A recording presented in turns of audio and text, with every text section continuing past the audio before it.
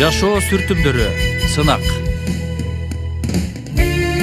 Эмре Алту, Рожда Демирер, Ахмет Курал, Керем Купажы, Тайфун Эрарслан, Замире Зейнеп Касапоğlu, Burak Satıbol, Meral Asiltürk, Özgür Emre Yıldırım, Efe Karaman, konuk aktör Yeşim Jeren Bazoğlu jana başkalar.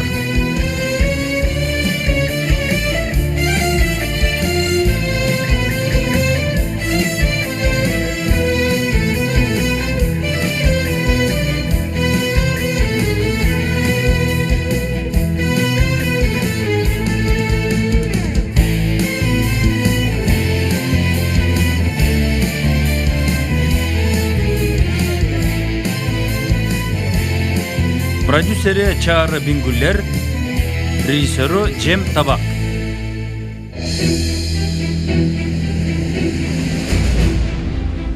Kenan Mırza, ben sizdi düşünüm. Siz için bul kıyın. Bирок өзүңүз теле билсеңиz керек. Жаза албай туруп.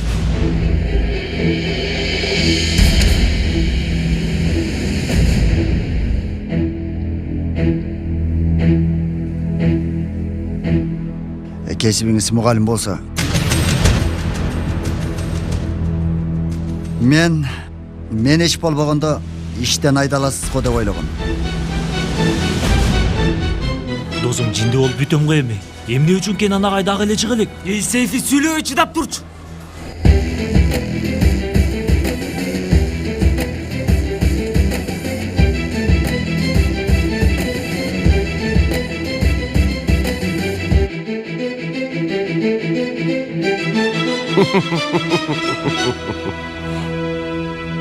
Мырзам, жакшы элесизби? Кенан Мырза, кааласаңыз мындай олтуруп туруңуз. Отура албайм, агай. Сабакка киришим керек. Түшүнбөдүм. Сиз өзүңүз айтканыңыздай эле сөгүш жазасын алдым. Сөгүш жазасын? Уруксаат бериңиз. Жакшы калыңыз.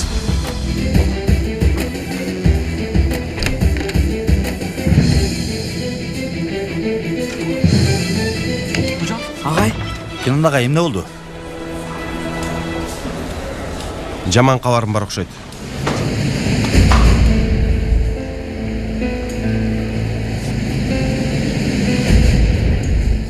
Менден кутула албадыңар. Кутула албадыңар дегениңиз кандай?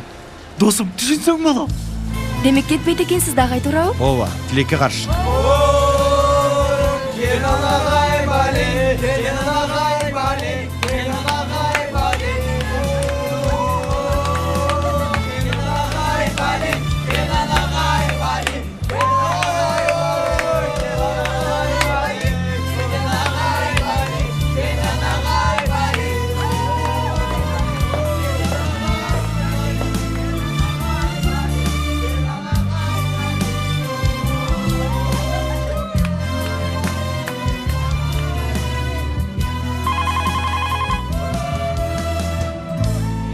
Ооба адам. Ооба мен.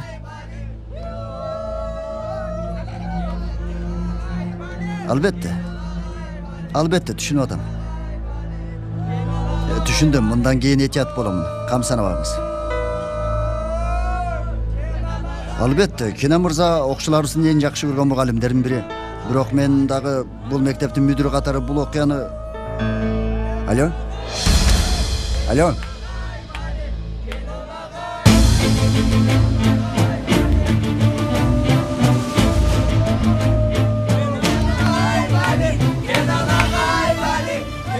Эмне болду? Эмне бул жер стадионбу?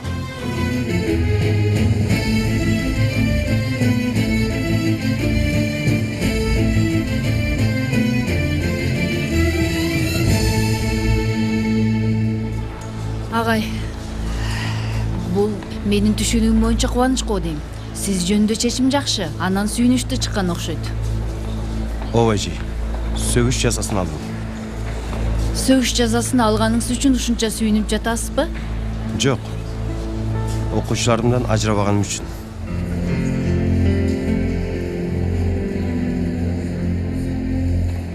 Укпай атасыңарбы? Кана кызым болгула. Сабакка киргиле. Классыңарга киргиле.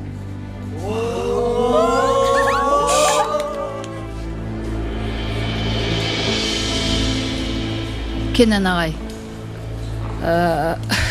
Окуучулардын сизге болгон күчтүү сүйүүсү сизди жаңылыш жолго салбасын.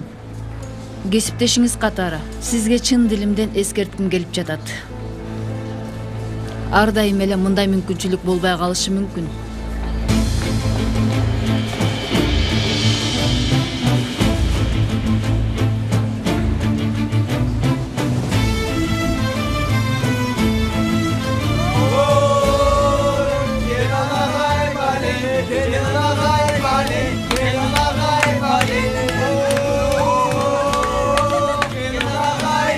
Дуру, Эмне болду?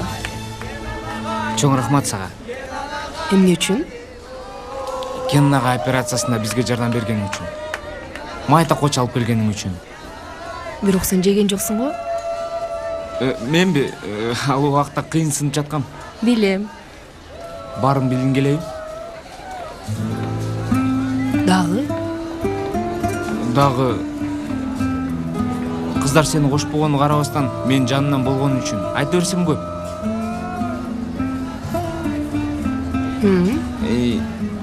Барын сөзсүз айтышым керекпи?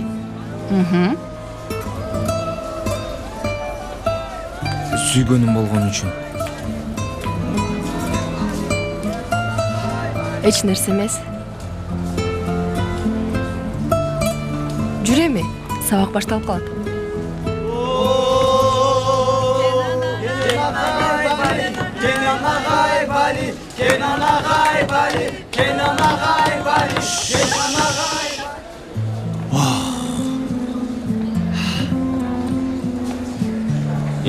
Биздики келди.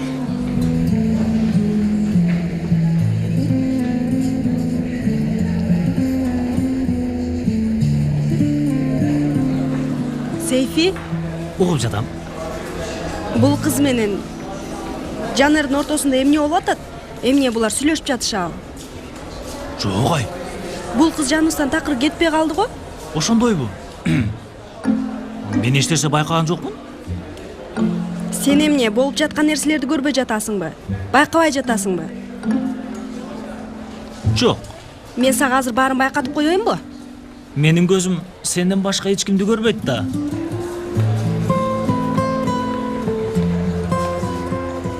Чын айтам.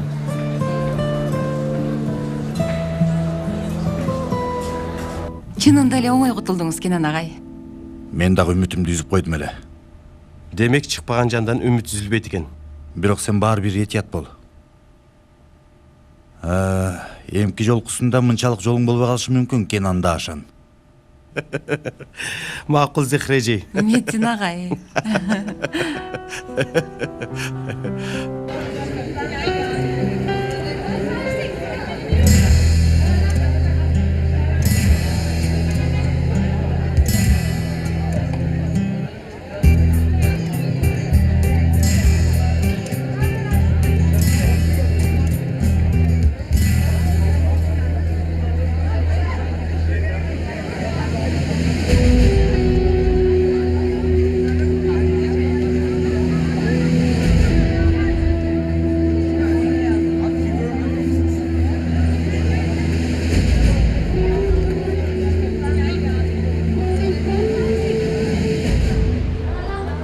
Мен эмне кылган жатасыңар? Суранам. Укмушка бул досум. Уккан жоксуңбу? Бул мектептин баарын дөңгөрөттү го. Ал эмне экен балдар? Эч нерсе агай. Кана берчи, көрөйүн. Биринчиден, муну мектепке эмнеге алып келдиңер? Мен кайердем? Мен эмне кылган жатасыңар?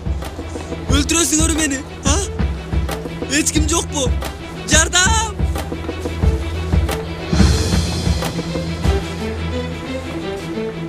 өчүр, жогот.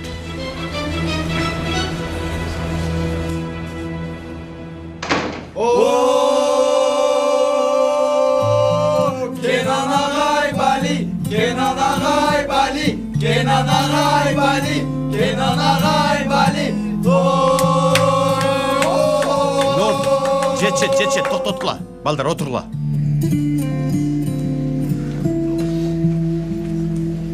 Чечимди көрсөңүз жакшы болмок. Балдар Кенен агайды желкелерине отургузуп алышып, тамактары айрылганча бакырышты. Бул жер заматта мектеп эмес эле, стадион болуп калды. Уктум эже, уктум. Уктум деңизчи, бирок мен балдарга ачууланган жокмун. Азыркы биздин көйгөй бизге каршы чыгып, анан бизди жеңип алдым деп ойлогон да Кенан мырза. Коюңузчу, Кудай үчүн, кайсы жеңиш? Көп болсо бул жолу дагы бир мүмкүнчүлүк алыптыр. Кер, Агай, саламатсызбы? саламатчылык. Мен сиздин мектебиңизге которулуп келдим эле. Чын элеби? Сиз менен сүйлөшөйүн деп келгем. Келчи бери.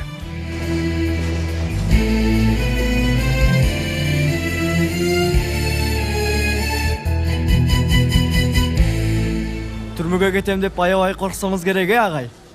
Кенан агай эч нерседен коркпойт. Коркпойбу? Чынын айтканда бул жолкусунда корктум. Бирок коркуу биз үчүн табигый нерсе балдар. Силер негизи коркпогондон коркула. Анын жогото турган эч нерсеси жок. Биз кээде жаралгандан коркобуз. Кээде жашообузду жоготуудан коркобуз. Кээде болсо жумушубузду жоготуудан коркобуз. Жоготуу коркуусу жоготуп алабыз деген нерсе, ал биз үчүн кымбат экенин эстетип коет. Жана канчалык жакшы көрөрүбүздү эстетет. Негизи бул өзүнчө сынак. Жоготуп алуу коркунучу болгон үчүн колубуздан эмне келе тургандыгын түшүнөбүз. Же болбосо кандай абалга түшкөнүбүздү билебиз. Билесиңер, мен жумушумду жоготуп алам деп корктум. Кире бергиле. Агай, саламатсызбы? Кечириңиз, сабагыңызды бөлүп койдум. Астафралла. Класска жаңы окуучу кыз келиптир. Кир кызым. Жамур, Саламатсызбы, агай? кош келипсиң. Чоң рахмат.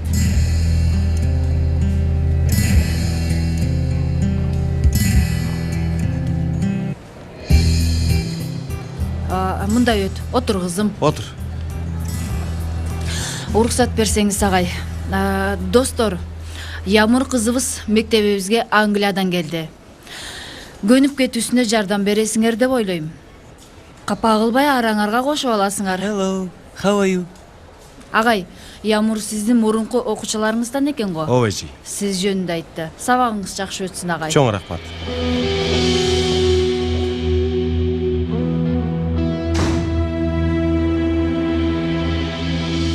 382, 383, 384, 385. Рифат, эмне кылып атасың? Эмне алардын баарын тизмеге алайын дедиңби? Мени шылдыңдаба. Ансыз да тагдырдан муш жеп Кара деңизге согуш деңиз флотуна чөгүп кеткен бир адаммын. Рифат, алтыным менин. Эмне үчүн андай деп жатасың? Эмне болду сага? Козум, кафе падышасы Рифат Санжакылы банкрот болуп атат. Жок болуп атабыз. Эмне деп эле атасың, Рифат? Эмне деймин эми? Эмне деймин? Кафебиз дейм, кафебиз. Кенан жездем үйүбүзгө инжир көчөтүн тикти. Эми ал көчөт кийин бак болот. Көчөттөр даракка, дарактар бакка айланат эми. Менин айлымда. Ай, Рифат, ырдабачы булурду. Муну уксам эле ыйлагым келе берет. Ай козум, мейли бооруң оруйттечи. Бирок ал дарактар бул жерде эмес, айлымда айланыш керек. Пакиза, Кудай үчүн келип кичине болсо да муну угуп койчу. Бул жер сабак өтчү жер болмок беле. Кенан жездем бул жерде сабак өтөм деп туруп алды. Анан математика мугалими болот имиш. Эсеп кысаптан эч нерсени түшүнбөйт. Рыфат байке, сиз толтура окуучулар келишет, толтура чай сатабыз, толтура акча табабыз деп айтып жатпадыңыз беле? Пакиза, мен сенин акылыңа ишенем. Өзүм окшош деп жүрөм. Бирок азыр мени уят кылып атасың. 45 мүнөт сабак, 5 мүнөт тыныгуу, 5 мүнөт тыныгуу, 45 мүнөт сабак. Мен 5 мүнөттө кимге эмнени сатып үлгүрөм? Алла, ансыз да окуучулар Кенан жездемди угуп, өздөрүн жоготуп коюшат. Бул эсепти мен санап атам. Жездем санаган жок. Өлдүк эми. Тилейге математика мугалими эсептей албай. Анан сен тигил тооктугундай мээң менен эсептеп атасың да, ошондойбу? Мейли, мен эшикке чыгып кичине аба жутуп келейин. Болбосо бул жердин абасы кир боло баштады. Өпкөмө таза аба кирсин, эшикке чыгайын. Анан жакшыраак ойлономун. Бол анда чык. Өпкөңдөн биринчи мээңе кирсин ошол аба, мээңе. Микроб. 386, 387. Sen de cindi olбойчу. F funksiyası AB aralığынан BG aralığına anık болгондугу үчүн чектеги маанилерди таап жатканда анык болгон гана бөлүмдөгү чектерди эске алабыз достор. А жөнөкөй чыныгы сан болуп Досум, мен көргөндү сен дагы көрүп жатасыңбы? Көрүп атам. Бирок такыр көрүм келген жок. досум, силер мени эмне үчүн ойготпой жатасыңар? Канча убакыт болду? Карачы. Мен болсо жаман түш көрүп, ойгоно албай жаткандаймын. Чаалар мырза, бул эле жакшы түш дей бер. Кыямат болот досум. Кыямат. Эгерде x2 кемтилген a x1 кемтилген a'дан кичине болсо, анда x2 саны a'га x1ден жакыныраак болот.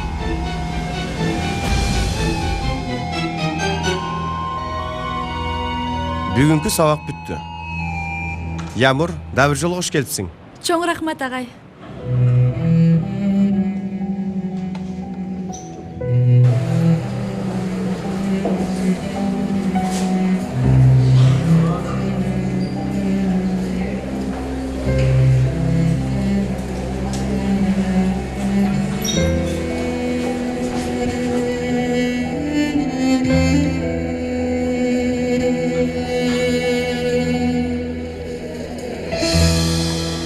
Айтсаң, Англия кандай экен? Англия сонун, бирок суук. Айрыкча жамгыр көп жай берет экен. Жакшы келиптирсиң. Рахмат. Биз сени такыр күткөн эмеспиз. Сюрприз болду. Сени бул жерден көргөндө мен таң калып калыпмын. Ой, баарыбыз таң калдык. Өмөр, өтүп кетейинчи.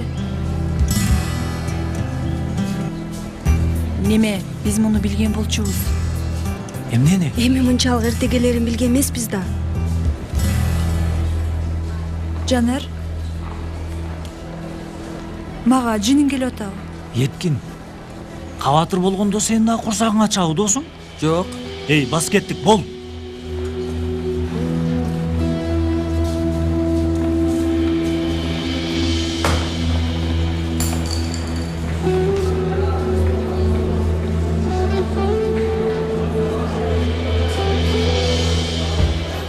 Кан көп төгүлөт, айтып коеюн.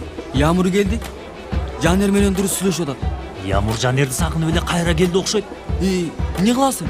Эмне кыларыбызды мен кайдан билем, Еткин. Баарын менден сурайсың да. Ансыз да башым ооруп чыкты.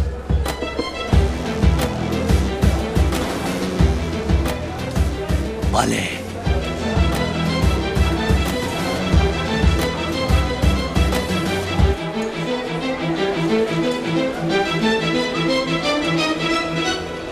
Сүйлөшкөн кызың да калса керек алжат. Байкашыма караганда Айшөгүл менен Сейфи чогуу жүрөт. Өзү эле болсо силердин карындашыңардай. Туура.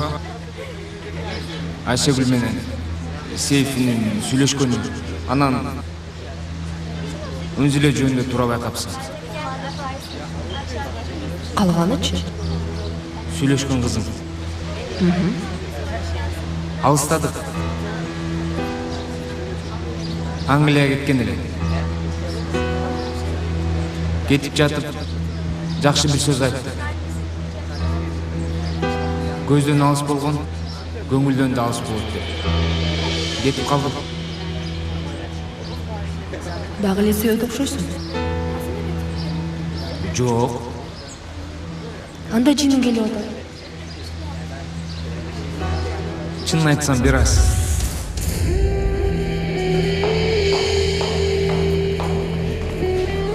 Дуру.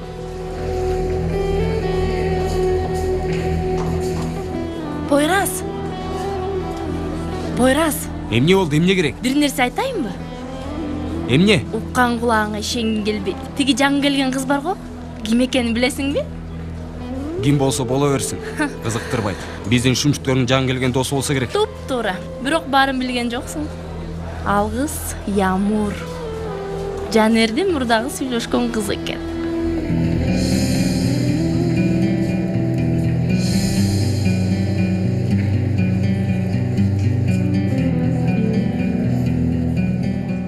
Сыртка чыгып турбайлыбы? Жакшы сунуш.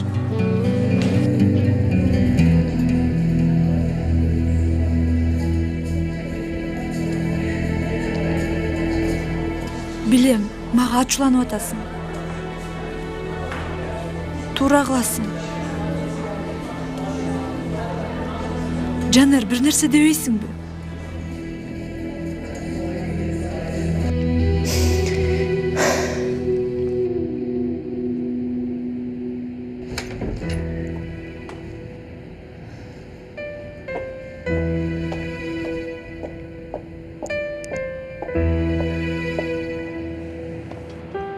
Мен жайыма кой. Мен го коем. Бирок бир шарт менен. Сен дагы өзүңдү тынч коесуң. Кечиресиз, эжей.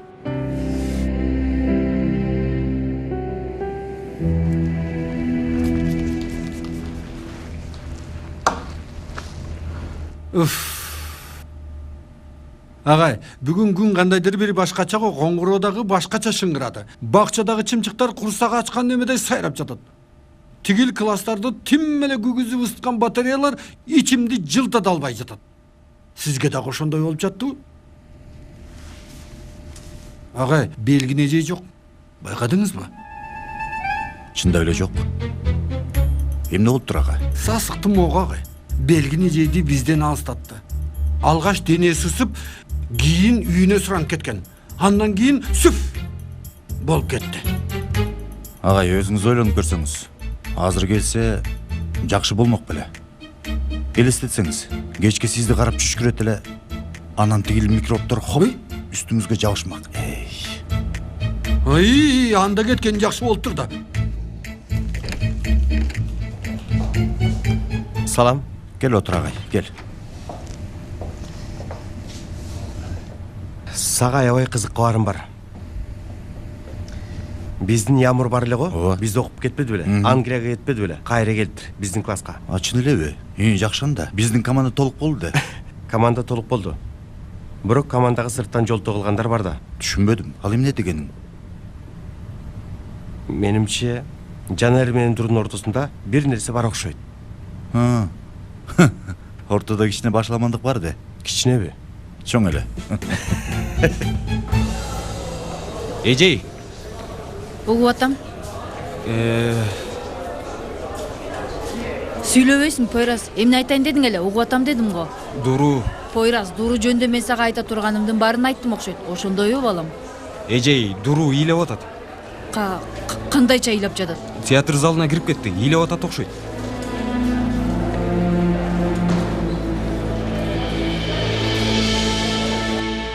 Сүйлөштүңбү анан аны менен? Эмнени сүйлөшмөк эле? Баары ачык көрүнүп турат. Эми анын бетин кантип карайм? Ачууланган үчүн эмес. Аны көргүң келбеген үчүн эмес. Эгерде анын бетине карасаң, көз карашыңа туруштук бере албайм деп коркуп атасың. Туурабы? Ооба. Билбейм. Аны ушунчалык жакшы көрөрүмдү билбептирмин. Эмне болуп кеткенин өзүм да билбей калдым. Баары эле ушундай болобу эжей? Баарында болот. Кээде бир көз караш, бир жылмаюу акылдан адаштырганга жетиштүү. Ичим ачышып атат. Адамдын ушул жери ооруйбу? Сиздики дагы ооруду беле? Кандай ооруганын элестете да албайсың. Жаман болуп атам эжей. Келчи бери.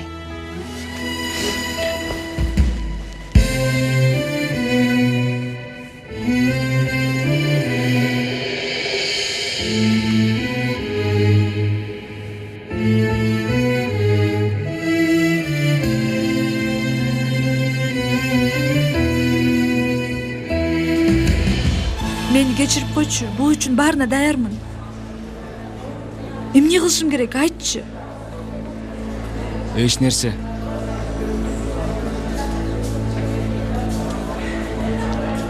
Башка бирөө барбы? Барбы жокпу? Мунун кандай мааниси бар? Мен үчүн мааниси бар.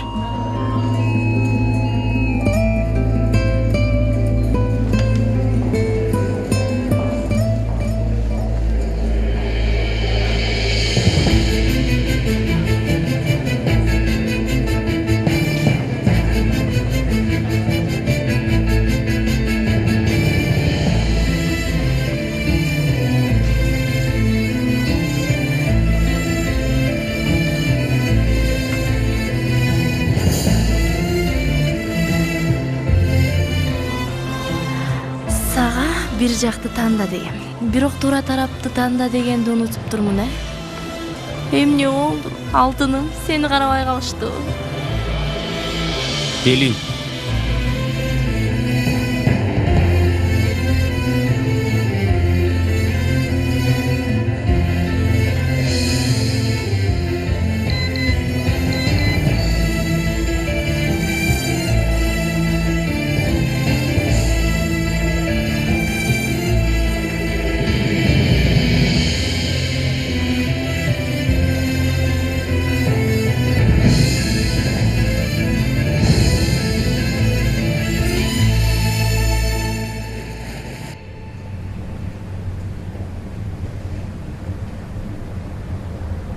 Каяка кетип калышты? Сыртта жүрүшөт. Айткылачы кана. Тынчтык, ден соолук? Кайсы тынчтык, ден соолук? Силер сөздү көп башкага бурбагыла. Сен мага төкпөй чачпай айтып бересиң. Ачык түшүнүктүү айткының жаным. Бул Дуру менен биздин Жаныр сүйлөшүп жатышат да. Ошондойбу?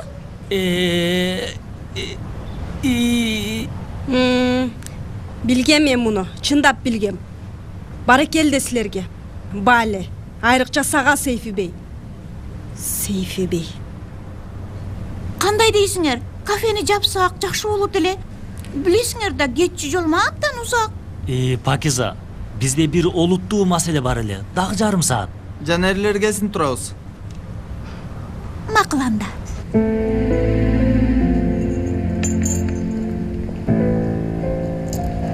Эмне дешимди күтүп атасың? Эмне деген келсе ошону айт. Бирок суранарым унчукпай калба. Кетип калдың ой, Ямур. Өзүң кеттиң.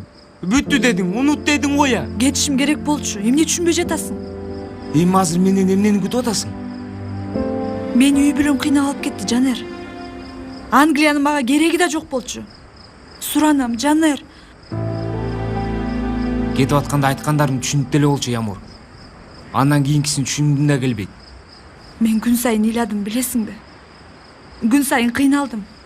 Сага СМС жибердим, бирөөсүнө да жооп берген жоксуң. Ачууланды дедим, таарынды дедим, туура кылат дедим. Бирок сен Эмне мен? Мага окшоп кыйналбаптырсың. Азап тартышым калап жаттың беле? Күн сайын ойлоп ыйлашым керек беле? Бирок мен тагдырыма тарынбайм. Бул үчүн дагы сенден кечирим сурабайм.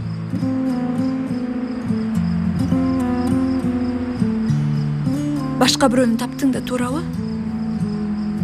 Жашырбай эле кой. Баарысы ачык эле көрүнүп турат. Ал Дуруу? Темабыз Дуруу эмес. Темабыз Дуруу, Жанер. Бул жака кайтыш үчүн мен кандай гана азап тарттым, сен ушуну билесиңби? Жок, сен каяктан билмей келең? Сен эми Дуруунун аркасынан чуркай бер анда.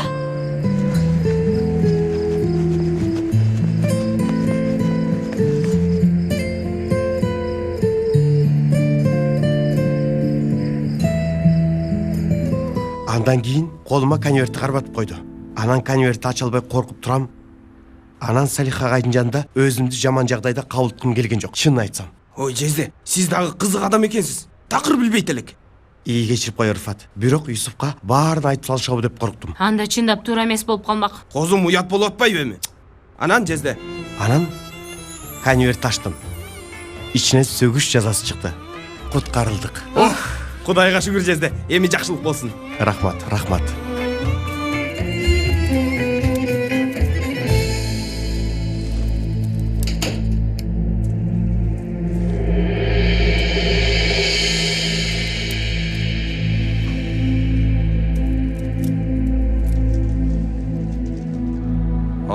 Жигит. Акыры үйдүн жолун таап келиптир го. Кош келипсиң уулум. Ачкасыңбы? Эмне? Ханзадага да сурган жаялуу. Эмне болду? Курсак ач болсо керек да. Ачка эмесмин, апа. Ким тойгузду сени? Мага аркаңды салып, муну менен эмне деген келип турат? Сен каалаганыңды сүйлөй бер. Мен билгенимди кыла берем дегениң да бул, Я. Кудай үчүн, түн ичинде балага жөнү жок, асылбачы. Ошо да. Бала. Кааласаң 5ке бөлүп ал. Бала имиш.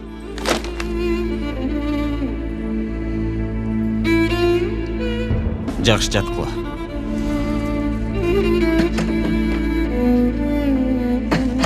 Canım kıynalıp gitti. Ben kafeye gittim. Allah Allah. Ya Rabbim.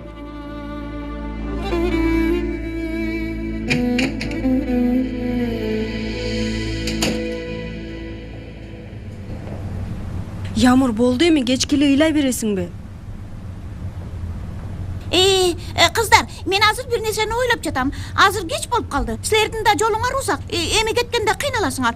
Жок, абалды деп айткан жокмун. Жөн эле ойлогонумду айтып жатам. Пакиза, дагы 2 мүнөт тура турчу Кудай үчүн. Сейфи, сенин үйүң бул жерден 2 каршы 2 мүнөттө үйүңө жетесиң. Эмне Сейфи? Эмне Сейфи? Sen koy 2 мүнөттөн кийин үйүңө жетесиң. Кудайым ай, мен эмне кылайын? Шаардын тигил башына кетемин. Кетпейсиңерби? Эмне болуп атасың? Эч нерсе деле болгон жок. Көңүл бурба. Мырзалардын көңүлү ток. Ал гана турсун, булардын баардык бандасынын көңүлү ток. Эмне болду Сейфи? Мектебиңер жаныңарда, кафетерияңар бул жер, бойдогу үй десеңер, алдагы жаныңарда. Мен эмне кылайын? Сейфи, бирок Пакизаны эч ким ойлобойт. Пакиза кетсин, үйүнө көптө жетет. Кайра таң атпай келсин, кафени ачсын. Бойдогу үй дейсизби? Бери кара. Мени кара. Сейфи! Кара!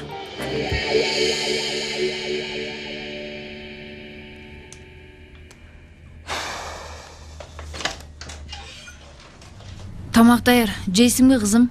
Жебейм. Сага эмне болду кызым? Бүгүн мектепте эмне болду? Маанилүү эч нерсе жок, апа. Элиф эже менен кучакташып ыйлап отурдуң беле?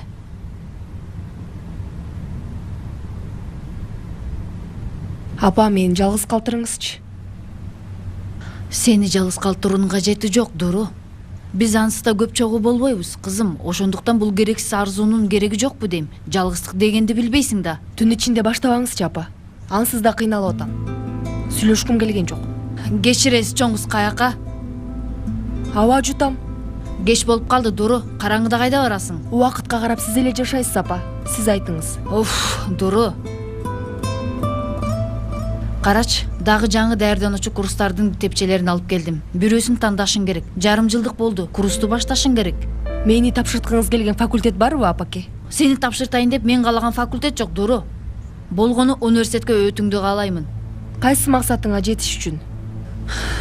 Дуру, кызым менин. Менин апакай кызым. Азыр сенин жан дүйнөңдө эмне болуп жаткан бир аз болсо да элестетип атам. Бирок сен айла аябай жашсың. Сүйүү сезими сага азыр эрте. Сен азыр сабактан башка эч нерсени ойлонбошуң керек. Сынакты жакшы тапшырып, университетке өткөндөн кийин ансыз да баары болот. Түшүнүп атам, апа. Эми азыр уруксат берсеңиз, сейилдеп келейин.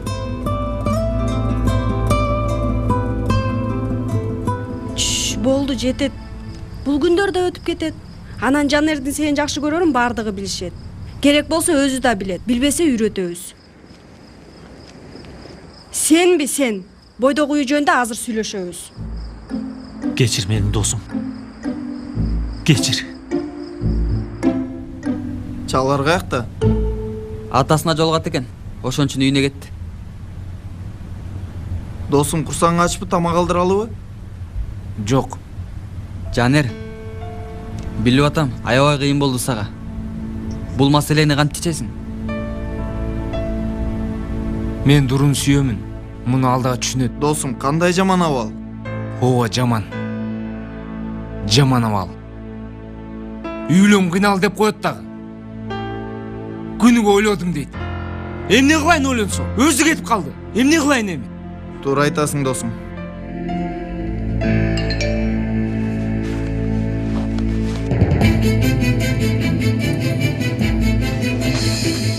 Каяка кетип атасың?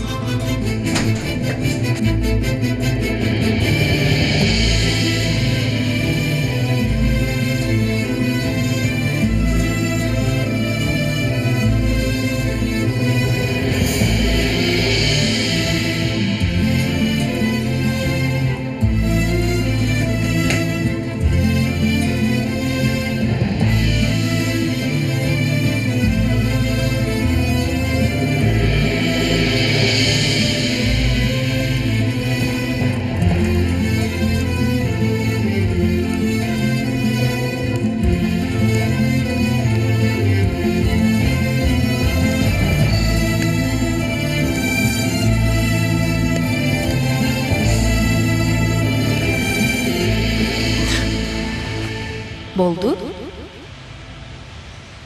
Эмне болду? Болду эми. Макул. Макул.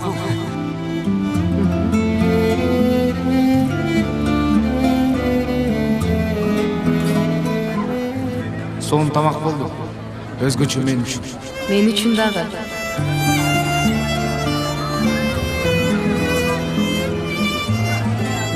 Азырынча ушундай эле жакшы.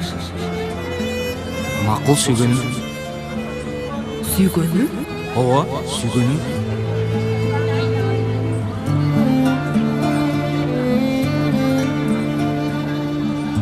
Мектептен көрүшкөнчө.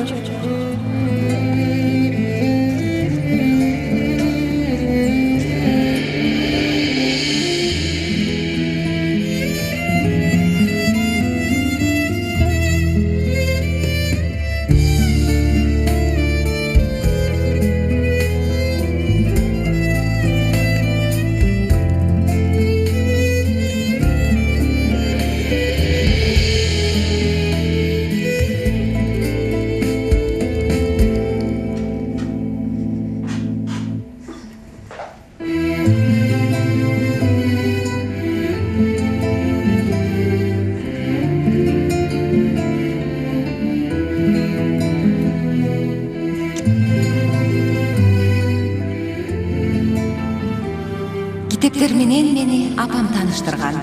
Мага алып келген биринчи китеби кичинекей кара балык жөнүндө эле. Өзү көлдө жашап, бирок деңизди самаган кичинекей балык жөнүндө. Кичинекей кара балык кичинекей көлдө жашачу, бирок ар дайым деңиз жөнүндө кыялданар эле. Анан бир күнү ошол деңизге жетиш үчүн жолго чыгууну чечти. Апасы башында каршы чыкты, бирок кара балык чечкиндүү болчу. Кыялын эмне кылса да ишке ашырууну чечти. Себеби кыялын ишке ашырам деп чечкендердин жолун эч ким тоса албай тургандыгын жакшы билчү. Кичине жоомар, кичине үмүт жетиштүү болмок. Анан кичинекей кара балык үй бүлөсү менен коштошуп жолго чыкты. Азыр кичине кезимди жана жаштыгымды эстесем, үмүтүм үзүлгөндө же кыйынчылыктарды жеңе албай калганымда дайыма ошол кичинекей балыкты ойлойм. Эчен суулардан өтүп, дарыялардан деңизге сүзүп жеткен кичинекей балык жыгылбай, чарчабай аракет кылган ошол балык мага дайыма жол көрсөтөт. Бирок кызык, бала чагың эч жакка кетпейт. Маанилүүсү чоңоюп жатканда бала чагыбызды унутпашыбыз керек. Анан биз мугалимдер деңизге жолго чыккан окуучуларга кичине үмүт, кичине жоомарттык тартуулашыбыз керек. Кенен агайга окшоп. Ал дагы бизге жол көрсөтүп атат.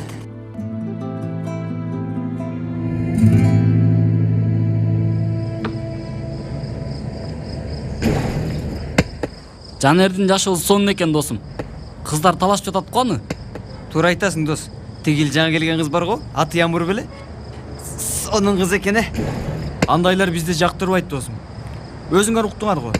Англиядан келиптир. Ал көчөнүн кызы. Биз барган жерге барбайт. Досум, туура айтасың. Ал дагы универде окуйт. Бизге окшогондор эмне кылсын? Биз болсо автобуска жол киребинен деп жүрөбүз. Анын үчүн университетке тапшырыш үчүн даярдануу курстарына барыш керек. Өзгөчө курстар керек. Бул үчүн акча керек.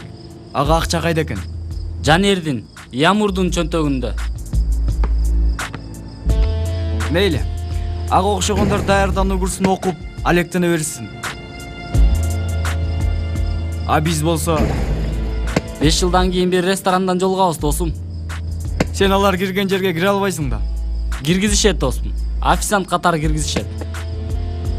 Мен андай жашоого түкүрдүм.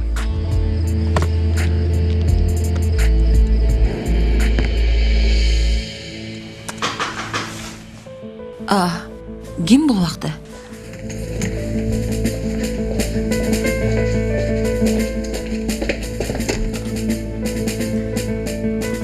Дуру? Кел алтын, үйгө кир.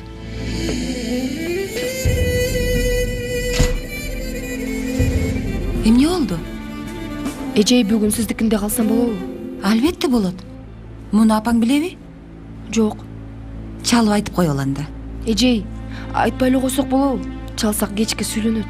Болбойт. Кабатыр болот.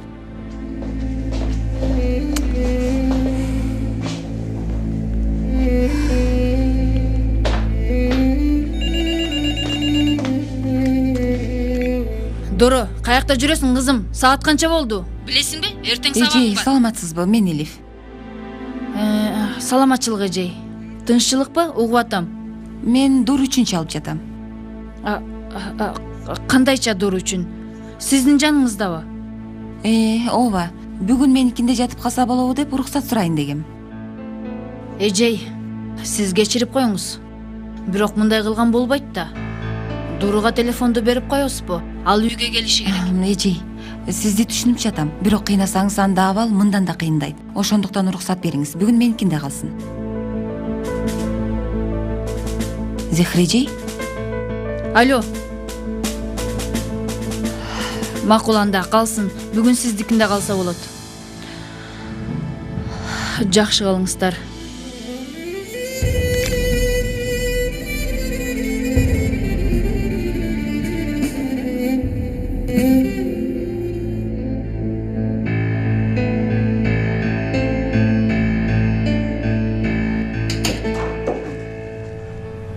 Кош келдиң, Хамит.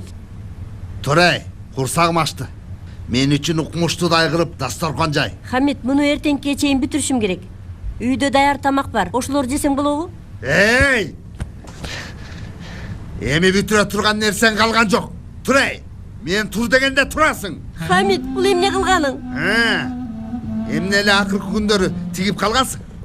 Кечке эле тигип атасың. Акчасы кана? Же бекер тигип жатасыңбы? Бекер тикмек белем. Бекер болбосо, мунун акчалары кана? Ал акчаны сага бербейм. Поираз үчүн топтоп атам. Курстун акчасы. Кайсы курс? Балаң өкүң мен эмне жынды кылып атасыңар? Хамит, курска барышы керек. Балаң аны окуй койсо эмне болмок эле? Келесо. Эми курс деген бале башыбызга үйүлдүбү? Кереги жок. Эшектин баласына мектептин ассистенты жетиштүү эмес бекен. Жок, менин балам окуйт. Аны өзүм окутамын. Катын.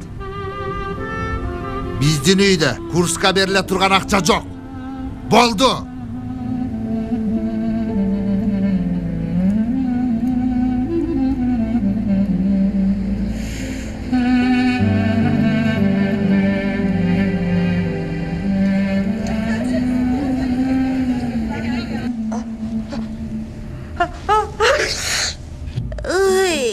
Аябай катуу суук тийиптир.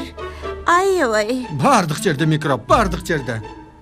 Осман агай, алдагы масканы сабакта кийип отурганыңызды көрдүк эле. Эми бул жерден эмнеге кийип алдыңыз? Сабакка даярдык эжей. Мен де дем ала албай атам. Жаман болуп атам. Батса кайып кетиңиз.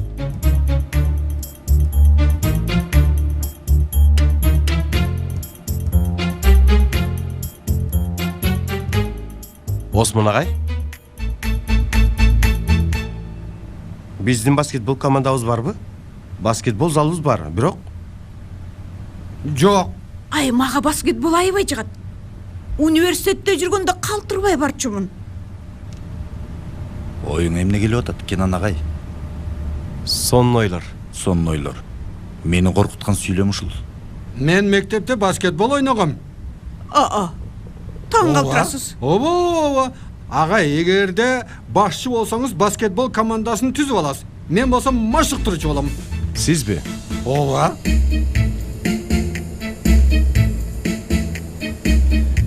Сен тамашалап жатасың, туурабы?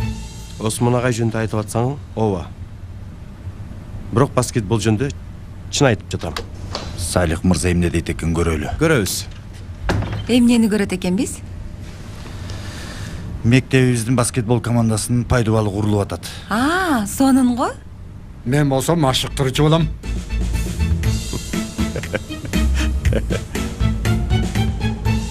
Түнү бою уктай алган жокмун. Оңго бурулам, кайра солго оодарылам. Кечке чейин Жанерди ойлоп чыктым. Жаным менин. Мен андан баш тарта албайм, Айшегүл. Эгер баш тартсам, анда мурунку болгондордун мааниси деле калбай калат. Менин сүйүм ага 3 күндүк эмес. Анан эмне кылайын деп атасың? Эми ал үчүн күрөшөм. Жанар үчүн күрөшөм. Эмне керек болсо кылам. Колумдан келгенинде аябайм. Туп-туура кыласың. Мен ал үчүн Англиядан кеттим. Үй бүлөмө каршы чыктым. Менимче да. Бул маселеге биз киришпей эле койбойлу, алтыным. Сейфи, жиниме тийбе. Мен ачуумду келтирбе. Мен ачуулансам эмне болот? Аябай жаман болот. Болбойт, болбой эле койсун. Эми болбойт. Айтмакчы. Айтсаң, силердин тигил үйүңөр жөнүндө Кенан агай билеби? Эми неме? Ал нерсени бирөө Кенан агайга шыбыраса эмне болот? Кудайым сактасын. Анда эмне кылабыз? Сүйүшкөндөрдү жараштырабыз. Турабы алтыным? Ого, аябай кеч болуп калды. Мектепке кечиккени калдык. Туралыбы? Эмне кылсак? Турсак туралы?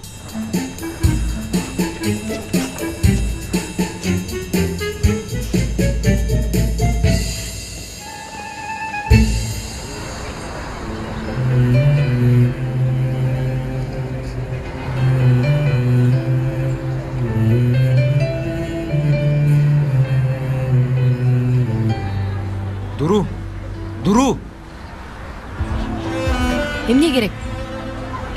Сүйлөшөлү. Мен да кече сүйлөшөйүн деп келгем, бирок Биле алган жокмун.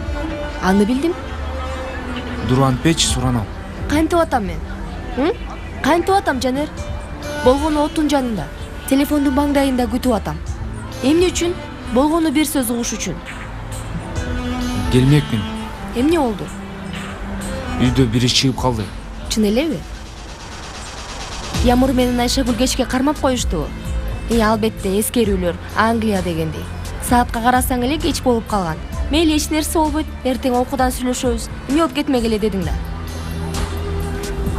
Мен болсо мырзага СМС жиберип коем дагы. Сени сүйөмүн.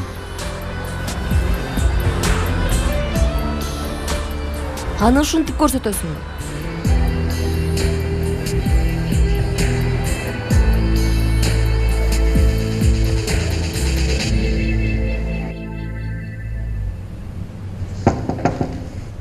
Гер.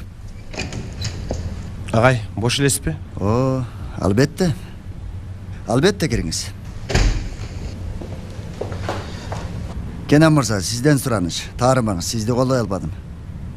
Окуучуларыңыздын желкесинен качан түшөт деп күтүп отурдум. Мен башка маселе жөнүндө сүйлөшкөнү келдим эле. Чын элеби? Айтыңыз.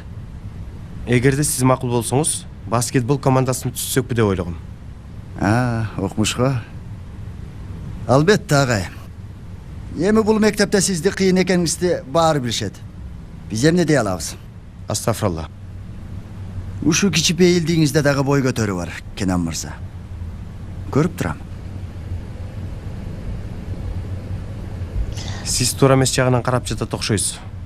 Мен айттым. Анан мүдүр көгөрүп болбой койду. Мугалим досторуңузга жана окуучуларыңызга дагы ушинтип айтасызбы? Мен балдарды бири-бири менен тытышып урушпай, талашпай, спорт менен алектенсин деп жатам. Кенан мырза, эгерде колуңуздан келсе, окуучуларыңызды сынакка даярдаңыз. Аны дагы ойлонуп жатам. Укмуш эми. Сиз баардык нерсени ойлойсуз. Анда менин ишим дагы жеңилдегени калды окшойт. Кенан мырза, өзүңүз ойлонуңузчу. Убакытты эптеп өткөрүш үчүн себетке топ салгандардын командасын түзөйүн деп жатасызбы? Эптеп-септеп класска көчкөндөрдөн, кыйноо менен мектепке келгендерден болсо доктор, инженер, жактоочу даярдайсыз. Анда эмесе жөжөнү күздө санайбыз да. Чыдамсыздык менен күтөм. Уруксатыңыз менен.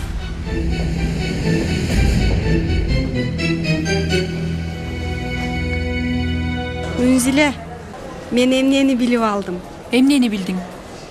Бул жигиттердин кичинекей сырын. Булар ата-энесине жатаканада жашап жатабыз деп коюшуп, бойдогу үйүн ижарага алышыптыр. Ошентип азыр жыргап жашап жаткан кездери экен. Ооба. Кыздар, бизди сатпайсыңар да, туурабы? Жок, менин дагы сонун пландарым бар. Достор, мени кечирип койгула. Ушуга чейин жетип калдык. Еткиним, кел сени өөп коеюн.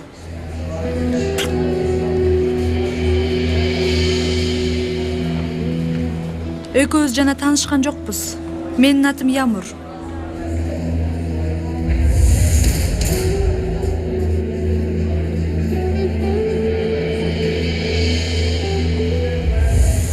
Салам.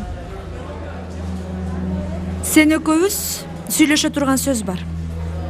Муну анан өзүнчө сүйлөшөбүз го дейм. Ямур. Келатам жаным.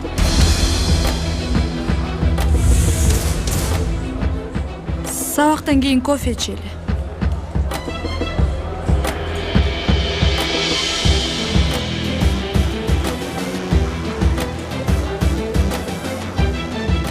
Эмнени сүйлөштүм? Жөн эле.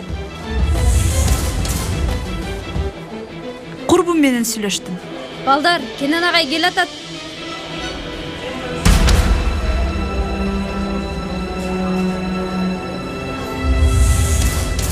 Сиздерге 2 оливка жана 2 сыр кошулган майтокоч. 2 чай алып келейинби? Ооба.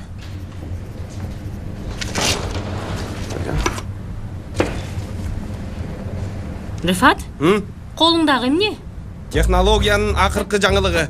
Козум, видеокамера. Видеокамера экенин көрүп турам. Эмнени тарткан жатасың? Ошону сурап жатам.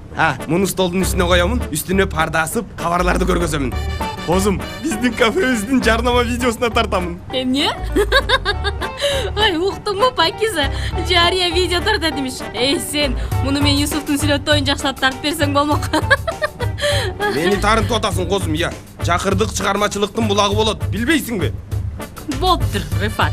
Мага бир нерсени айтып берчи. Буга ишенип алыптырсың. Тарткан жарияңды кайсы акча менен кайсы каналда көрсөткүң келип жатат, айтчы. Дайыма эле ушинте бересиң, Козум. Кененирээк ойлон, бийик ойлон. Карачы, мына унутулгус объекттери тартып атам. Ой, Рифат, мен тартпачы. Ушун жаман көрөм, биякты тарт. Козусу, эс алуу комплексинин камининин жанында сууну ичип жатканыбызда. Рифат, мор түтөп жатат, мор. Жумшак дивандарга чөмүлө. Швед столунда рахаттанып отурганда. Швед стол дейсиңби? Пакиза, муз айкелдерди алып сал, эрип калбасын. Ажардуу кызматчыбыз Пакиза менен сүйлөшүүлөргө тойбой атканда. Ай, ажардуу дейт да, жакшы ажылдаган деген жок. Ажардуу дейт, ажардуу. Армал Козу, эс алуу комплексинин ээси. Дайыма сиздер үчүн Рифат Санжаклы атайын сиздер үчүн толтурган жергиликтүү чет элдик музыкаларды ырахаттанып угуп, пейзажга суктанып, ага той албайсыз.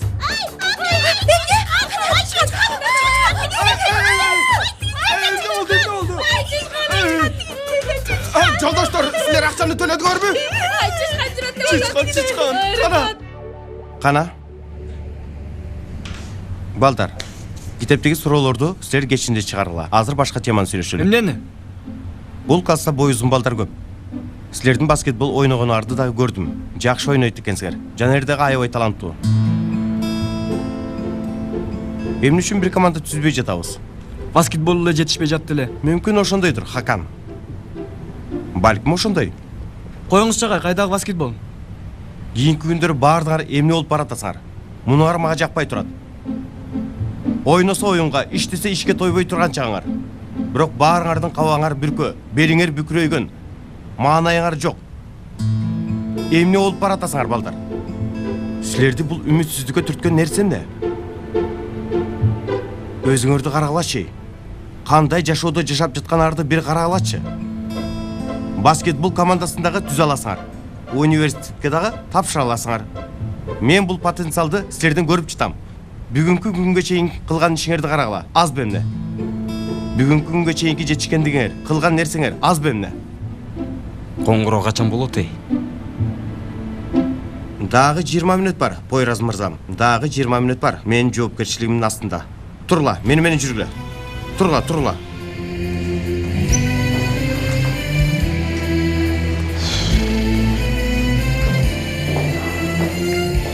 Агай. Тынччылыкпы? Каяка? Сау өткөн эжи. Өзгөрүүлөрдүн болуп турган жакшы. Чыныгы өзгөрүүлөр болоруна аз эле калды окшойт, агай.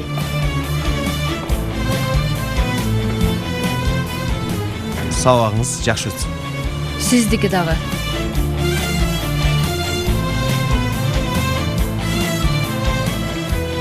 Дуру. Угуатам.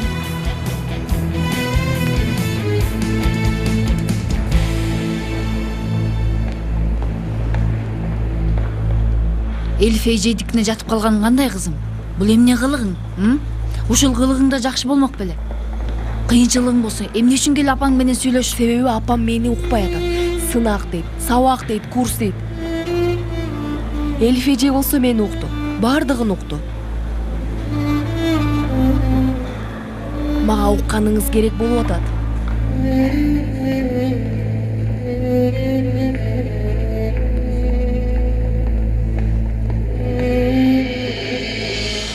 Кыла албайм десеңер, кыла албайсыңар. Ийгиликтүү боло албайм десеңер, боло албайсыңар. Акылдуулар чечим, келесоолор маселе чыгарышат. Келесоосуңарбы же акылдуусуңарбы? Жок агай, биз кыла албайбыз. Ийгиликтүү боло албайбыз. Биз команда боло албайбыз. Булар биз үчүн алыс, узак кыялдар. Эң алыскы жерлер бир кадамдан башталат. Маанилүү болгону биринчи кадамды таштоо. Пойрас. Жанер. Мени менен жүргүлө.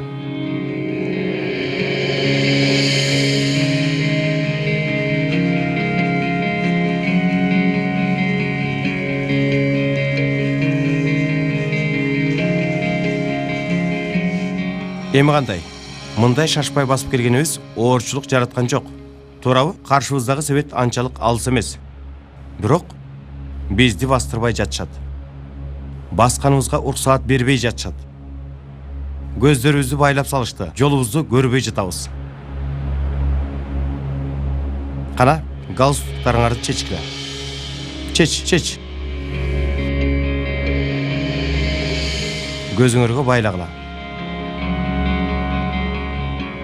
Bayla.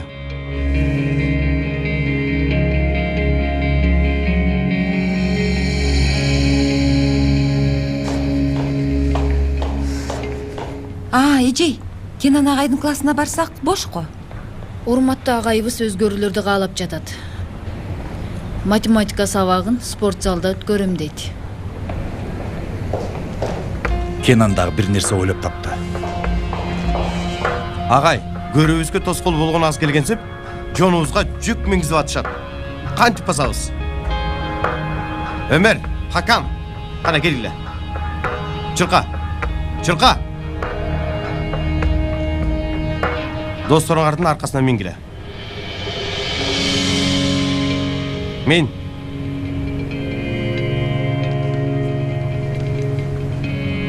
Агай, жолубузду көрө албай жатабыз. Белибизде жүк дагы бар. Кантип басабыз? Жашоодо эң маанилүүсү алдыга максат коюу. Каяка баса турганыңды билсең, калганы оңой эле. Азыр спорт залдын ортосуна чейин басабыз. Максатыбыз анык. Залдын ортосу.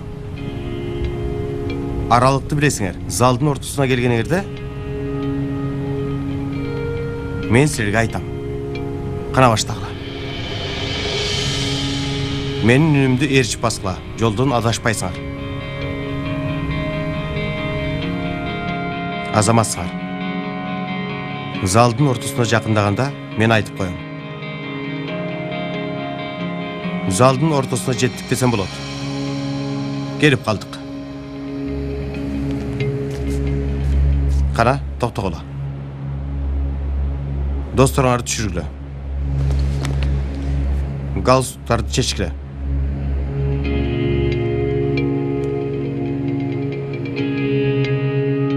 Эми колубуздан келбейт дей аласыңарбы?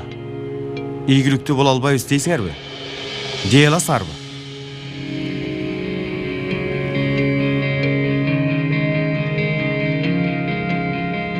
Математика баланын оюнчугу. Менден силерге мектептен тышкаркы тапшырма. Мага силердин каалооңор эле жетиштүү.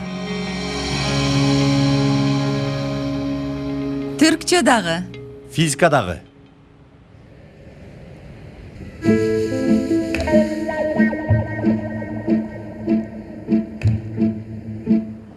Ай Рыфат, мен өмүрүмдө сага окшогон жоомарт кишини көргөн эмесмин. Айнур мага тийишпечи. Ансыз да көңүлүм жок. Сонун кылып жарыя видеосун тартып жатты беле. Жардамга эч ким жокпу? Анын даректүү фильм болуп калды го. бардык аракетим текке кетти. Сага таптакыр ишенбей калдым. Бирде ишти бүтүрбөсүң, сүйлөсөң тилиң буудай куруйт. Таптым. Эмнени таптың? Камерабыз бар. Аткаруучулар дагы жаныбызда. Энсиреген бильярд столдун үстүндө калган 3 жаштын трагедиясын тартабыз. Ай Кудай жаратканым, мага сабыр бере көр. Арт тараптан жинге тийип жатып бүтүрмөй болушту. Сен кандай адамсың я? Башыңа чалма чалбасаң эле иш бүтүп калбайт. Базарга барып кел, чычканга капкан ал. Дагы эмне, уу алып кел, бир нерсе кылчы. Биринчиден, бул жөн чалма эмес. Кариб деңизинин каракчыларынын формасы. Экинчиден, кабатыр болбо козум. Эшиктен бирөө келет. Келет. Ооба сага келет. Мына бул топту көрдүңбү? Төбөңдө так ортосунда келет. Болду. Сүйлөбөй. Эмне кылсаңар ошо кылгыла.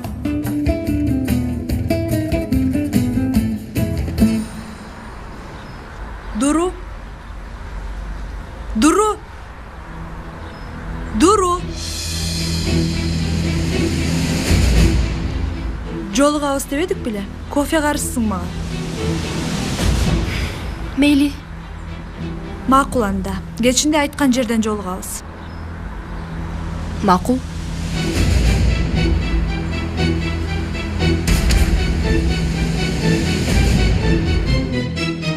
Жардам, эч ким жокпу? Жок мына, жок, жөнү жок бакырба. 10 жолу жок, 100 жолу жок, 1000 жолу жок. Баарыбыз өлөбүз. Ооба, баарыбыз бул жерде өлөбүз. Бирок милдетибизди аткарып атып, өлгөн инсандардан болобуз. Кудайым-ай, эмне деп атасыз Рыфат байке? Кудайым сактасын. Биз бул жерде отурер элчин эле. Кафе банкрот болуп атат. Мейли, боло берсин. Ооба, жаман чычкан баардык азыгыбызды жеп салды. Жетет болду. Мен бул нерсени токтотпосом болбой калды.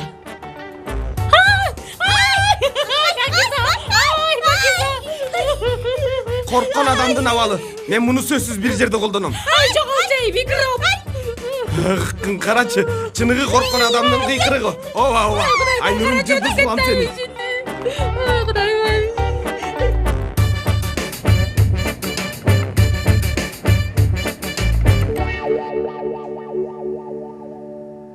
Качантан бери биякта жашап жатасыңар? Качантан бери биякта жашап жатасыңар дедим. Жаңы эле көчүп келдик. Бирок кантип көчүп келгенибизди өзү да билбей калдык. Аябай кичинекей экен. Бул деген өкүлөрдүн үйү да, Ооба. Алар дагы билишпейт да, чынбы? Билишпейт. Мына азаматтар. Демек бизге башынан эле калп айтып жүрүпсүңөр да баарын. Бизди калп эле күнөөлөө өглөч. Биринчи эмнеге көчтүңөр деп сурагыла да. Сурап атабыз. Эмне үчүн? Эмне үчүн? Эмне үчүн? Эми жолго кеткен убакытта сабак окуп алалы дедик, ошон үчүн. Чын эле, жаман ниетибиз жок. Чындап, кылганыбыздын баары сынактын айынан. Билбей калдым. Мен дагы. Кенан агайга айтып койбойсуңар да? Көрөбүз.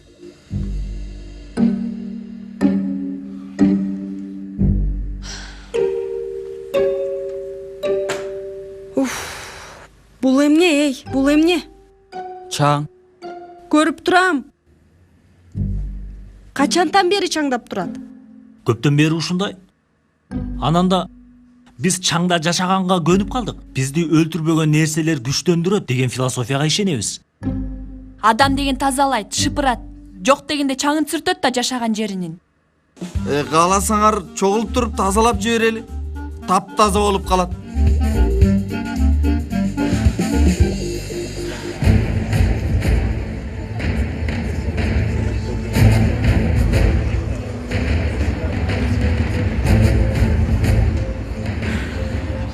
Мени көрүш үчүн чакырдыңбы? Айта турганыңды айтпайсыңбы? Жанар менен сүйлөшүп жүрөсүңбү? Муну эмне менден сурап атасың? Жанардан сурабайт белең?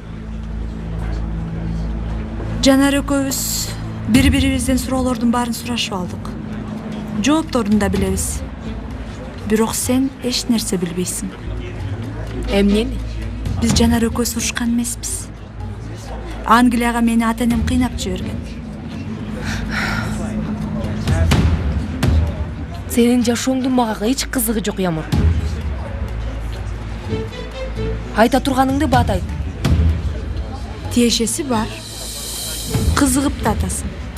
Ошондуктан угасың.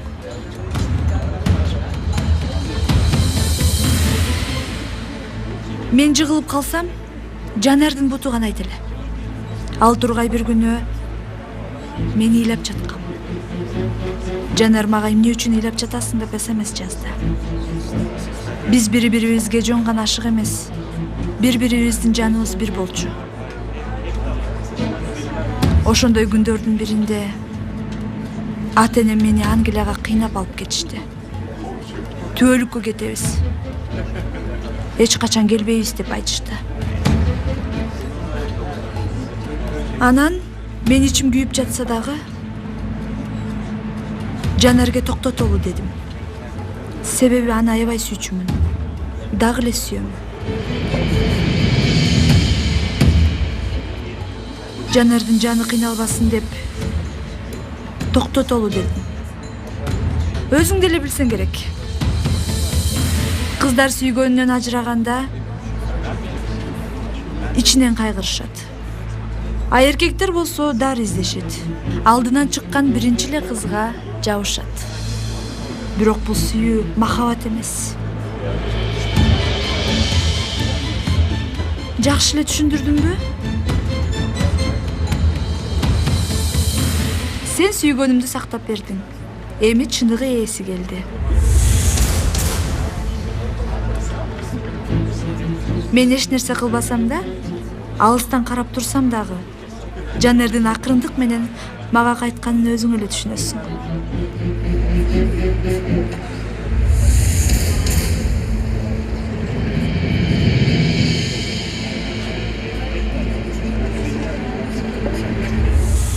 Коркунуч ажалдан сактап калбайт, Дуру.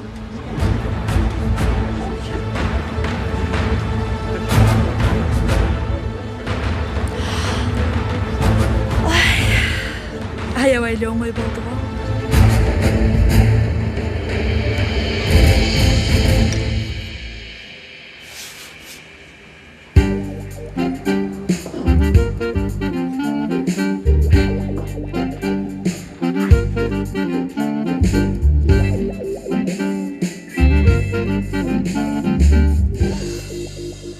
Өлгөнү калдым.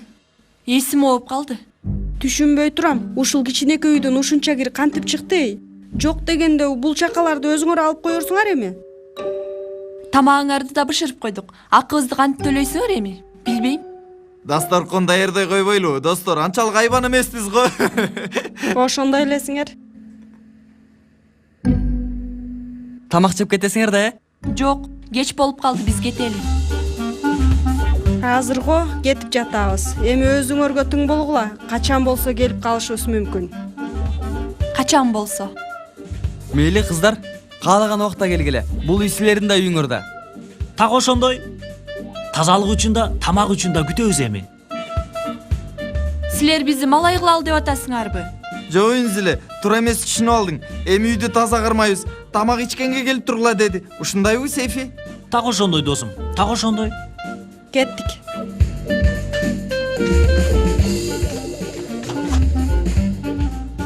Турсаң дос, кыздар кетип атышат.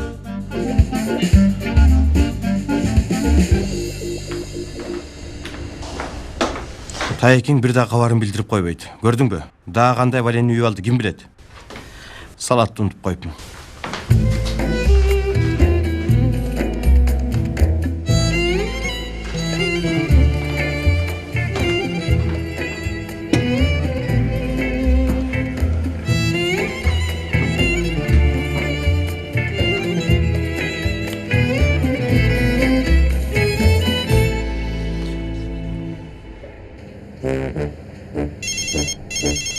Alo, Jezde. Alo. Sizmi Jezde? Alo. Rıfat, telefon menен сүйлөшүш үчүн биринчи телефонду алышың керек. Жаным, технология өнүктү азыр. Үн менен башкарган телефондор бар. Меники ошондой болсо жакшы болмок. Рыфат, өзүң түш бул жерден. Болбосо азыр мен сени уруп сабап түшүрөм бул жерден. Азыр өтө жинденип башташты. Бирин жеп жиберчүдөй карап башташты. Жеңилирээк бирөөсүн бильярд столунан түртүп түшүрүү үчүн кара ниет план түзө башташты.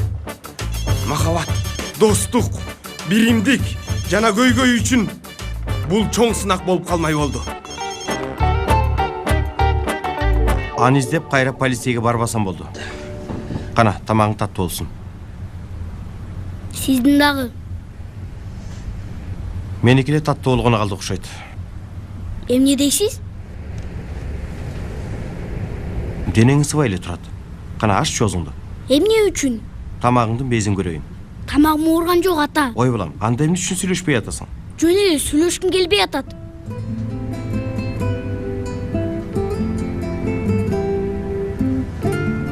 Бул такыр эсиме келбептир. Юсуф, мага ачууланып жатасыңбы? Жок. Анда мен өзүм жалгыз жейинби? Ата, мен боюм бир жумада өсөбү? Эмне үчүн? Себеби өсүш керек. Боюмда, салмагымда өсүп, бурактай болуп калышы керек. Бурак ким? Биздин класстагы бир бала. Досуңбу эмне? Жок. Ал менин досум боло албайт.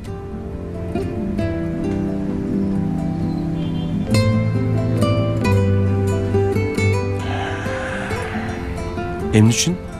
Себеби ал дагы Нилди сүйөт. Нил экөөңөрдүн ортоңорго кийлигишип жатабы? Каяктан билдиңиз? Аталар билишет да. Ортобузга эле кирсе гана мени коркутуп атат. Нил менен сүйлөшпөйсүң, болбосо мен сени урам деди. Анан сен коркуп калдың. Себеби сенден чоңураак, узун бойлуу дагы. Ооба. Ата, мен сизге такыр окшош эмесмин. Каяктан ойлоп таптың муну? Сиз эч кимден коркпойсуз. Мен болсо бурактан корктум. Менимче бул жерде бурак коркок. Эмне үчүн? Себеби коркок адамдар гана башканы коркутушат. Бирок жок. Өзүң ойлосоң. Эгер бурак Нилди чындап эле жакшы көрсө, же Нил аны чындап жакшы көргөнүн билсе, сени коркутат беле? Бирок жок. Же болбосо, сенин боюң узураак болсо, же мындан чоң болсоң, анан Нил сени ошол үчүн эле сүйсө, сага жагат беле? Жок. Көрдүңбү? Бирок боюм узун болсо, жаман болбойт эле. Коеюнчу. Балким атанын өпкөнү ишке жарайттыр. Сен дагы мени өп. Эми, бул бетимден дагы. Эртеңки чейин өсөбү? Тамак жесең, мүмкүн.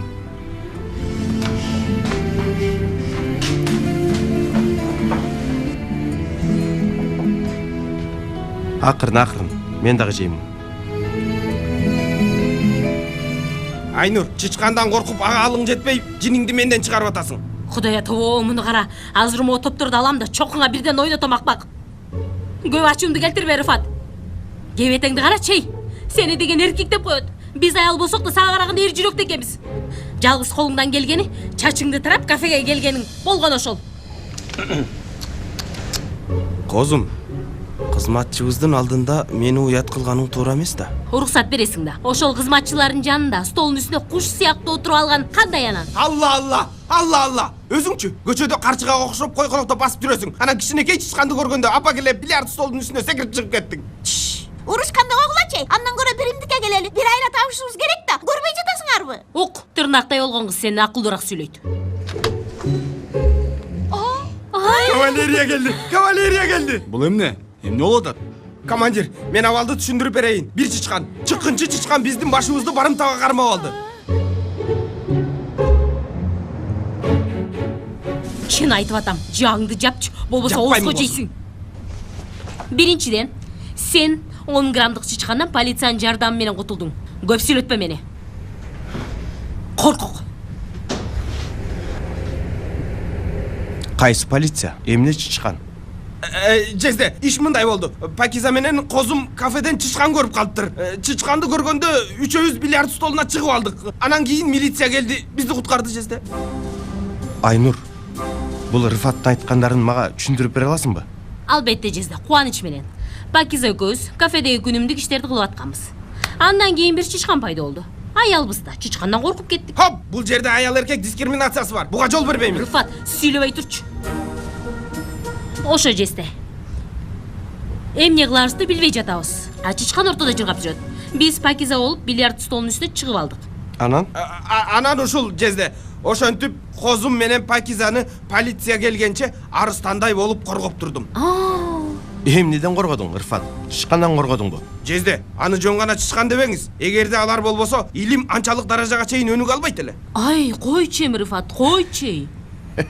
Чында эле, Ырфат уят да. Эмне үчүн го, эмне үчүн? Бардык тажрыйбалар чычкандардын үстүнө жүргүзүлүп атат го. Сен эркекче чычкандан аябай корком да, анан бул ишти жабалы. Ой, Жезде, мен чычкандан корккон жокмун. Жада калса аларды жакшы көрөм. Анан ишенем. Бирок айлана чөйрө жаман, Жезде. Ай, мына бул чычкан.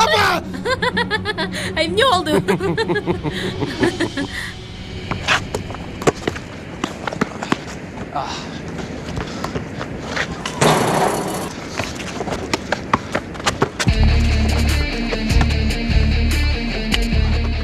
Poyraz mende.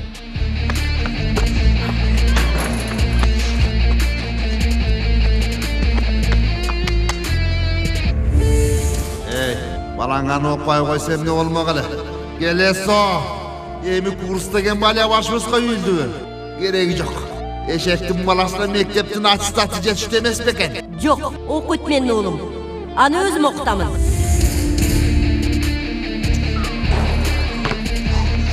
Мага.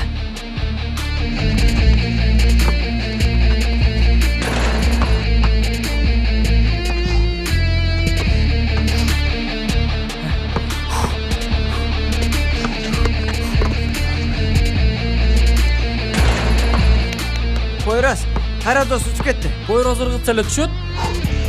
Тактага ур дос, тактага. Биз дагы мектептин командасына кошулалыбы? Тиги Кенен ага айткан командага. Эмне, жаман болобу? Анан мектепте беделибиз дагы өсөт. Досум, эмне деп төрүп атасың сен? Эмне болбойбу? Кандайча болбойбу? Ал командага биринчи болуп Жанар менен Шүмшүк достор кошулат. Муну билбейсиңерби эмне? Бирок жок. Ал ишти унуткула. Бирок ал командада биз болбосок эч нерсеге жарабайт. Кептин баары ошондо. Кенан ага ишенген балдар менен кантип ийгиликке жешет. Ошону көрөлү. Өздөрүнүн өнөрлөрүн көрсөтсүн деп атасың. Так ошондой. Пеха.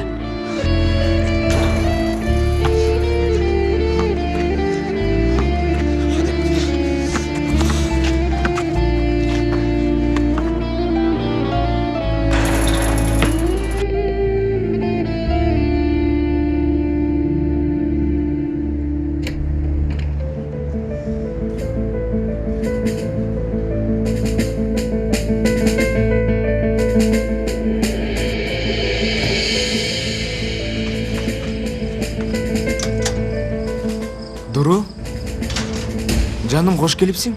Жаным?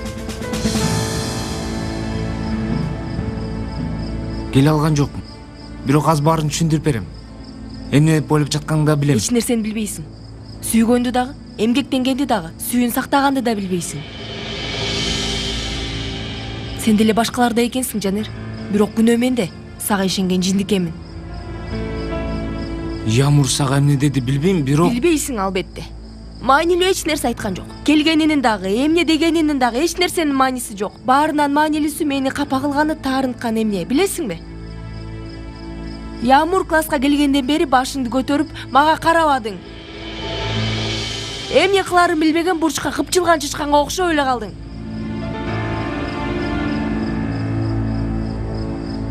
Болбосо мен Poyrazга, досторуна, ал турсун апама каршы мага кошулуп, колумда абдан бекем кармаган Жанерди көргүм келген.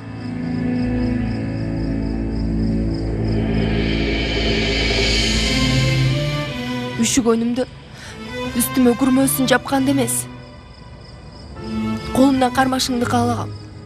Бирок кармабадың. Азыр сага баары бүттү деп айтканымдын деле мааниси жок. Анткени бүтүрүү үчүн алгач башташ керек. Мен канча күндөн бери эки адамдын демин алып жүрөм. Мени сүйөт деп ойлоп жүрөм.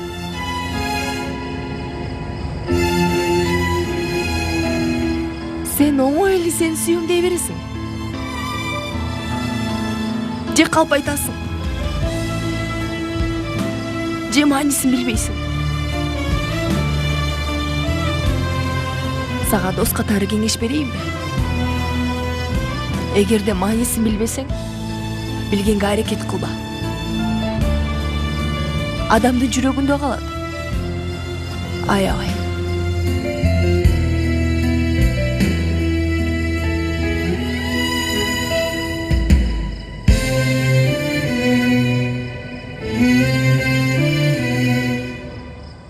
Жакшы кал.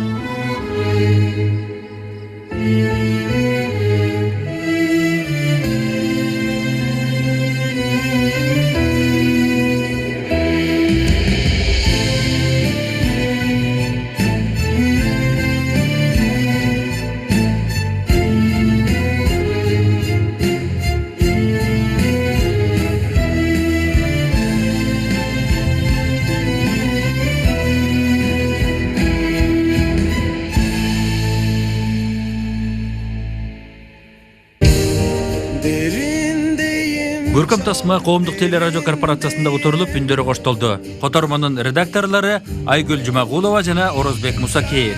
Үн коштоого Чыңгыз Мамаев, Азамат Маданбеков, Адилет Солдатбек уулу, Арнис Кыдырмышев, Салтанат Жумакадыр кызы, Адыл Болорбек уулу, Өмүрбек Назаралиев, Айзада Абдыкалыкова, Кыял Аданова, Руслан Орозакунов, Искендер Кубанычбек уулу, Динара Авазова, Алмаз Шаадаев, Атамбек Шамуратов, Баэль Советбеков, Амантур Абдусалам уулу, Шаршыбек Шейшенов, Илим Калмуратов, Жазгүл Имакова, Жолдошбек Жанжигит уулу, Айна Шашырова, Аруке Калыбекова, Индира Токтогожоева жана башкалар катышты.